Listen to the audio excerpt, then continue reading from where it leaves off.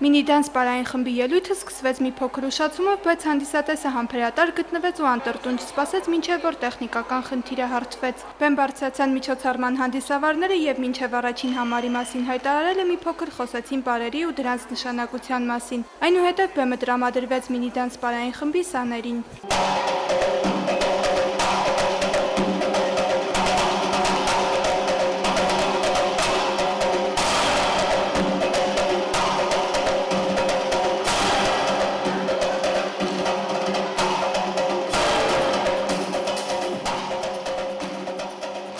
Մինի-դանս պարային խմբի ելույթը դիտելու են եկել նաև Օձունի գյուղապետն ու Օձունի հոգևոր հովիվ Տեր Վրդանես Քահանա Բաղալյանը։ Շատ ուրախալի է, որ Օձունում պարը այսպիսի մեծ կարևորություն ունի։ Թող Աստված օրհնի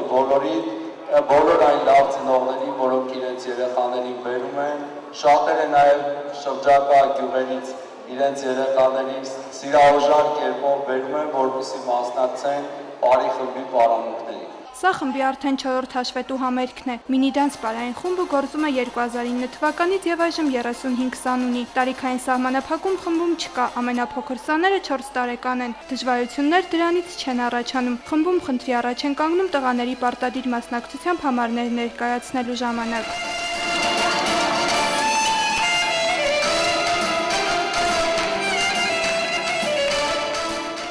Դժվարություններ իհարկե առաջացնում է, քանի որ աղջկան ինչքան տղուն իմանացնենք, միևնույն է տղա չի դառնա։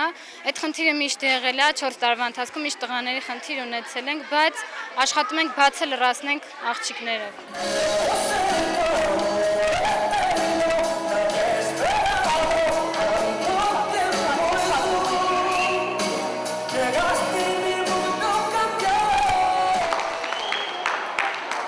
Այսինքն տարիները, որոնք անցել են, ես կարող եմ վստահ ասել, որ իզուր չեն անցել, որովհետև ամեն տարի մենք տեսնում ենք այն գեղեցիկ միջոցառումների շարքը, որոնք ներկայացնում են մեր ցուցաները։ Ուզում եմ այն ջերմ խոսքերը, այն արժանի խոսքերը ուղղել մեր համույթի ղեկավարին Ընկեր Մոսինյանին, պատվոգրի տեսքով այս անգամ եւ շնորհավորել այս գեղեցիկ օրվանին։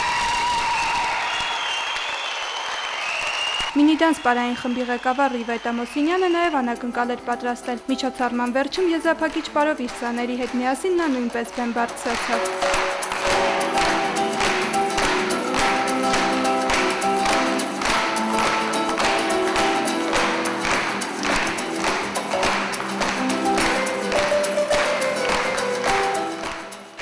Շատ ինձ հաճելի պահեր մատուցեցին, շատ շնորհակալ եմ կազմակերպիչներից, խմբի ղեկավարից,